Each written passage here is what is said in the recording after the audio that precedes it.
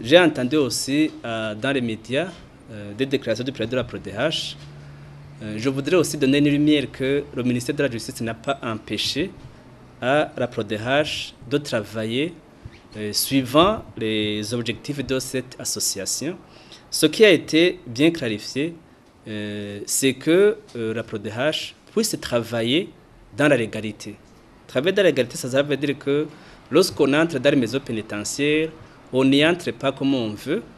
Il faut que les autorités chargées de la gestion des établissements pénitentiaires puissent connaître à l'avance le programme, puissent connaître à l'avance le projet qui est tenté d'être réalisé dans les maisons pénitentiaires. Nous recommandons donc auprès de la PRODH d'approcher les responsables de la coordination des partenaires du ministère de la Justice pour qu'ils puissent présenter son projet, puisse présenter son programme, et rien donc n'empêchera qu'il y ait une autorisation d'entrer dans les prisons.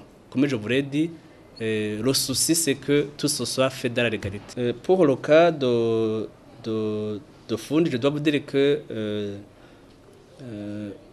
c'est organisé quitte à ce qu'il y ait le travail des juridictions et des parquets où le ministère ne s'ingère pas. Alors, le cas bien précis, je ne connais pas les détails, mais tout ce que je peux dire, c'est que, en principe, lorsque quelqu'un a été relâché par le tribunal, c'est son droit d'être en liberté. Mais il peut y avoir d'autres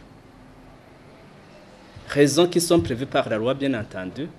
Là, donc, il reviendra donc aux autorités qui sont chargées de juger et de donner des clarifications.